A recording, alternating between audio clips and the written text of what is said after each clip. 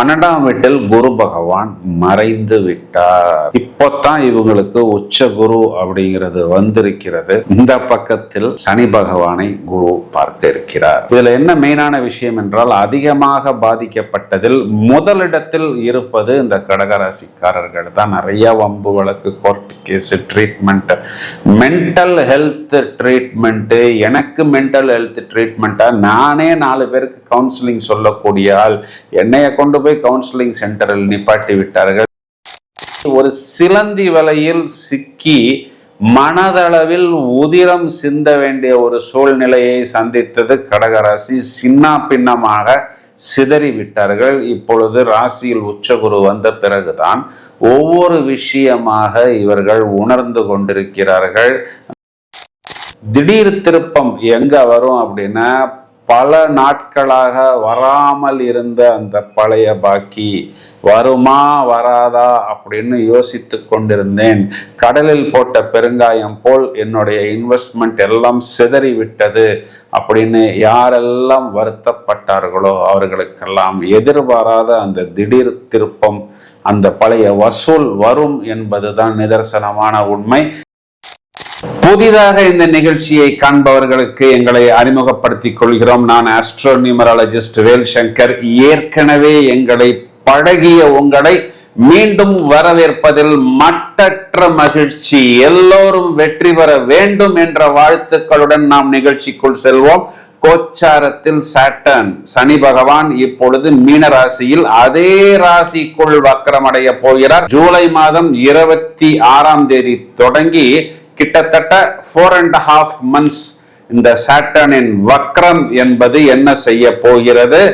Planet of destiny, விதியில் ஏற்படக்கூடிய முக்கியமான நிகழ்வுகளை ஆயுள் காரகம் மேலும் கர்ம காரகம் என்ற காரகத்துவம் கொண்டுள்ள இந்த சாட்டர்னின் வக்ரம் என்பது ஒவ்வொரு ராசிக்கும் என்ன செய்ய போகிறது என்பதை முதலில் பலன்களாக பார்த்துவிட்டு பிறகு வக்ரம் என்றால் என்ன என்பதை விவரமாக காண்போம்.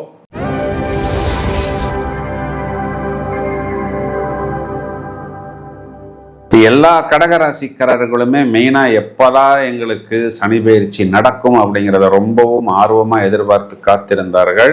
இவர்களுக்கு 8ஆம் இடத்திலிருந்து அஷ்டம சனி விலகி 9ஆம் இடத்தில் பாக்கிய சனியாக அமர்ந்தது. அது காலகட்டங்களில் இவங்களுக்கு பெருசா ஒரு பிளஸ் பாயிண்ட் வரல. என்ன காரணம் அப்படின்னா, இந்த பக்கத்தில் 12ஆம் வீட்டில் குரு பகவான் மறைந்து விட்டார். இப்போதான் இவங்களுக்கு உச்ச குரு அப்படிங்கிறது வந்திருக்கிறது. இந்த பக்கத்தில் சனி பகவானை குரு பார்க்க இருக்கிறார். இதுல என்ன மெயினான விஷயம் என்றால், அதிகமாக பாதிக்கப்பட்டதில் முதலிடத்தில் இருப்பது இந்த கடகராசிக்காரர்கள் தான். நிறைய வம்பு வழக்கு, court case, treatment, mental health treatment. எனக்கு மென்டல் ஹெல்த் ட்ரீட்மெண்ட்டா நானே 4 பேருக்கு கவுன்சிலிங் சொல்லக்கூடிய ஆள், என்னைய கொண்டு போய் கவுன்சிலிங் சென்டரில் நிப்பாட்டி விட்டார்கள். எதுக்கோ என்னென்னமோ டேப்லெட் எல்லாம் கொடுத்தார்கள். அப்படிங்கிற மாதிரி ஒரு சிலந்தி வலையில் சிக்கி மனதளவில் உதிரம் சிந்த வேண்டிய ஒரு சூழ்நிலையை சந்தித்தது கடகராசி. சின்ன பின்னமாக சிதறி விட்டார்கள். இப்பொழுது ராசியில் உச்சகுரு வந்த பிறகுதான் ஒவ்வொரு விஷயமாக இவர்கள் உணர்ந்து கொண்டிருக்கிறார்கள். அந்த ஏரோப்ளைன் மோட்ல இருந்து ஒரு போன் வெளியே போய் ஒரு நார்மல் மோடுக்கு வந்தால் எப்படி அந்த சிக்னலை அந்த போன் பிடிக்கிறதோ, அதை போல் பாக்கியஸ்தானத்தில் சனி வக்ரம் அப்படிங்கும் பொழுது இயல்புக்கு மீறிய நிலை. எப்படியாவது அந்த பாக்கியத்தை அடைந்தே தீர வேண்டும். அதற்கு அந்த பாக்கியாதிபதியின் பார்வை, அதற்காக அயராமல் உழைப்பதற்கு, பொதுவாகவே கடுமையான உழைப்புக்கு கடகராசிக்காரர்கள் ரெடி. இனிமே இவர்களுடைய உழைப்பை நாம் கேட்கவா வேண்டும்? பல வழிகளில் தனம் வருவதற்கு விடாமல் அயராமல் உழைத்து கொண்டே இருப்பார்கள். பணம் வரும், அதனை இவர்கள் பத்திரப்படுத்தி கொள்ள வேண்டும். குடும்பத்தில் அமைதி நிலவுமா அப்படின்னா, இவர்கள் கடுமையாக உழைத்து கொண்டே இருக்கும் பொழுது ஃபேமிலி மெம்பர்ஸ் இவர்களை மிஸ் பண்ணுவார்கள். அப்போ கொஞ்சம் சின்ன சின்ன சச்சரவுகள் இருக்கத்தான் செய்யும். இதையெல்லாம் எளிதாக அவர்கள் பேசி சமாளித்து விடலாம். மேலும் உங்களுடைய பேச்சு, உங்களுடைய வாக்கு மற்றவர்களுக்கு கொஞ்சம் லேசா கட்டளையிடுவது போல் இருக்கும். ஏன்னா ரொம்ப நாளைக்கு அப்புறம் இப்பதான் உங்களுக்கு அந்த ஒர்க்கு, பேமெண்ட், காசு, பணம் எல்லாமே வர தொடங்க போகிறது. அப்போ அந்த ஆர்வம், ஸ்பீடு அப்படிங்கிறது ஏதோ நாம் மற்றவர்களை கட்டளையிடுவது போல் இல்லாமல் கொஞ்சம் பக்குவமாக வேலை வாங்குவது போல் இருந்தால் கண்டிப்பாக நன்றாக இருக்கும். கொஞ்சம் சகோதரர்களுடைய உறவுகள் எல்லாம் சின்ன சின்ன இடைவெளி ஏற்படலாம். ஏன் அப்படின்னா நீங்கள் ரொம்ப பிஸி. அதனால் இது காலகட்டங்களில் கொஞ்சம் பக்குவமாக உங்களை நீங்கள் பார்த்து கொள்ளுங்கள். தேவைப்படக்கூடிய இடங்களில் நீங்களே விட்டு கொடுத்து போவது நல்லது. வீட்டில் பழைய விஷயங்கள், இடிந்து போனது, உடைந்து போனது, பழுதடைந்தது, இதையெல்லாம் பிளம்பிங்காக இருக்கலாம், பெயிண்டிங்காக இருக்கலாம், இந்த மாதிரி விஷயத்துக்கெல்லாம் கொஞ்சம் செலவு செய்ய வேண்டிய சூழ்நிலை என்பது ஏற்பட்டாலும் அதற்குண்டான ஒரு சமாதானம் அப்படிங்கிறது கண்டிப்பாக உங்களுக்கு சரியாகிவிடும். மேலும் வாகனத்தை விற்று வேறு ஒரு நல்ல புது வாகனம், இந்த ஈவி, இந்த மாதிரி விஷயங்கள் எல்லாம் நீங்கள் கண்டிப்பாக இப்பொழுது வாங்கக்கூடிய காலகட்டம். அம்மாவுடைய ஹெல்த்து, அப்பாவுடைய ஹெல்த்து, இதிலெல்லாம் இருந்த நிறைய சின்ன சின்ன ப்ராப்ளம்ஸ் எல்லாம் கண்டிப்பாக கியூர் ஆகிவிட்டு பக்குவப்பட்டு விடுவார்கள். உணவு முறை கட்டுப்பாடு இதெல்லாம் வெகு எளிதாக கொண்டு வந்து விடுவார்கள். குழந்தைகளுடைய கேரியர் ஷேப் ஆகும். இந்த ரோட்டில் பயணித்தால் கண்டிப்பாக நாம் வெளிநாட்டுக்கு போகலாம், உள்நாட்டிலேயே ஒரு நல்ல பொசிஷன்ல போய் செட்டில் ஆகலாம். அதற்குண்டான வாய்ப்புகள் வயது அனுசரித்து, சூழ்நிலையை அனுசரித்து, அது வேலையாக இருந்தாலும் படிப்பாக இருந்தாலும், உயர் பதவி, உயர்கல்வி, திருமண வாய்ப்புகள், வியாபாரமாக இருந்தாலும் அதற்குண்டான சூழ்நிலை அமையும். புதுசா யார்கிட்டையும் போய் ஒரு கடன் வாங்க வேண்டிய சூழ்நிலை, வெளிவட்டார கடன், அங்கீகரிக்கப்படாத கடன் எல்லாம் வாங்க வேண்டிய ஒரு சூழ்நிலை தேவையில்லை. நல்ல விஷயத்துக்கு ஆக்கப்பூர்வமான கடன் உங்களுக்கு அரசாங்கத்திடமிருந்தே கிடைக்கும். நிறைய அந்த லெக் பெயின், நீ பெயின், தலைவலி, மைக்ரேன், ஒத்த தலைவலி போன்ற விஷயங்களில் எல்லாம் உங்களுக்கு ஒரு தெளிவு கிடைக்கும். மேலும் உங்க கூட இருந்தே உங்களுக்கு குழி தோண்டினது யார், உங்களுடைய சத்ரு யார், யார் உங்களை பத்தி காசிப் செய்தது, போட்டு கொடுத்தது, இதையெல்லாம் நீங்கள் கண்டுபிடித்து விடுவீர்கள். நாசுக்காக நீங்கள் அவர்களிடம் இருந்து ஒதுங்கிக் கொள்வது நல்லது. மேலும் திருமண முயற்சிகள் இது நாள் வரை எங்கெல்லாம் ஸ்லோவாக இருந்ததோ அதெல்லாம் இப்பொழுது ஒரு செம ஸ்பீடு பிடித்து, ஏன்னா இங்கு 7க்குரியவன் 9ஆம் வீட்டில் வக்ரம், குரு பார்வையில் அனுகூலமாக வரும். அதற்கேற்றாற் போல் உங்களுடைய ஸ்டேட்டஸ், உங்க வீடு, வாகனங்கள், இது அனைத்து விஷயத்தையும் நீங்கள் ஃபேஸ் லிஃப்ட் செய்து கொள்ளுங்கள்.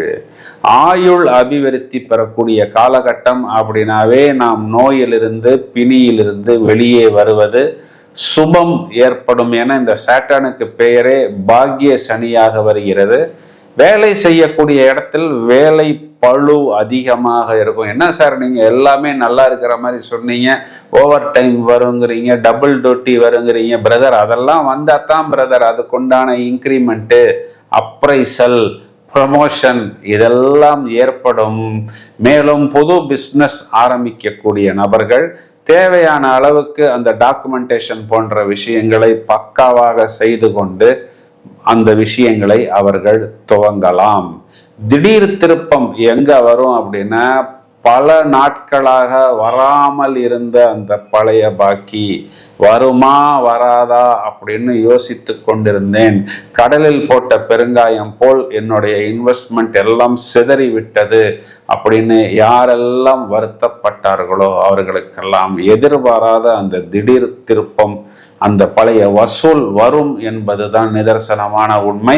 சனிக்கிழமைகளில் பெருமாள் வழிபாடு, ஆஞ்சநேயர் வழிபாடு மேலும் மேலும் நல்ல அபிவிருத்தியை கண்டிப்பாக உங்களுக்கு ஏற்படுத்தி கொடுக்கும் என்று சொல்வதுதான் நிதர்சனமான உண்மை. அதாவது ஒரு கிரகம் வக்ரம் அப்படின்னா அது கெட்டது அப்படின்னு எல்லாரும் நினைத்துக் கொள்கிறார்கள். ஜோதிடத்தில் வக்ரம் என்பது ரெட்ரோகிரேட் அப்படின்னா அந்த கிரகம் பின்னோக்கி போவதாக அர்த்தம். இதனால் வக்ரம் கெட்டது அப்படின்னு நாம் பயப்பட தேவையில்லை. இந்த சனி பகவானை அல்டிமேட் ஜட்ஜ், அன்பார்ஷியல் ஜட்ஜ், பாரபட்சமின்றி தண்டனையை வழங்கக்கூடிய நீதிபதி, எப்பொழுதும் நாம் செய்யும் கர்ம வினை, கர்மம்னா செயல், அந்த செயலுக்கு ஏற்ற மாதிரி தகுதியான தீர்ப்புகளை கண்டிப்பாக வழங்குவார். அதனால் நாம் நல்லதே செய்யும் பொழுது நாம் இதற்காக பயப்பட வேண்டிய தேவையில்லை. இது ஒரு ரியர்ஸ் கியர் எஃபெக்ட். வக்கர நிலையில் இருக்கும் பொழுது சனி பகவானின் பார்வை மற்றும் கதிர்கள் பூமியில் வழக்கத்தை விட வித்தியாசமான மற்றும் சக்தி வாய்ந்த தாக்கத்தை ஏற்படுத்தும். பிளான் பண்ணி நாம் ஒவ்வொரு விஷயத்தையும் பண்ணணும். சனி வக்கரமாக இருக்கும் பொழுது புது பிசினஸ் ஸ்டார்ட் பண்ணுவது, பெரிய முதலீடு செய்ய போவது, இதற்கெல்லாம் கொஞ்சம் நாம் எக்ஸ்ட்ரா கேர்ஃபுல்லாக இருக்கணும்.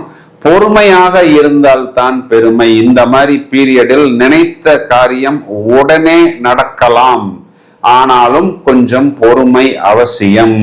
மேலும் பிளாஷ்பேக் எஃபெக்ட் என்று சொல்வார்கள். பழைய பாக்கிகள், முடிக்காத வேலைகள் அல்லது கடந்த காலத்தில் இருந்த பிரச்சனைகள் மறுபடியும் தூசி தட்டி எடுத்து கொண்டு வந்து வேக வேகமாக அந்த விஷயத்தை நாம் முடிக்கக்கூடிய ஆற்றல் என்பது கண்டிப்பாக நடக்கும். வக்ரம் என்றது இயல்புக்கு மாறிய நிலை.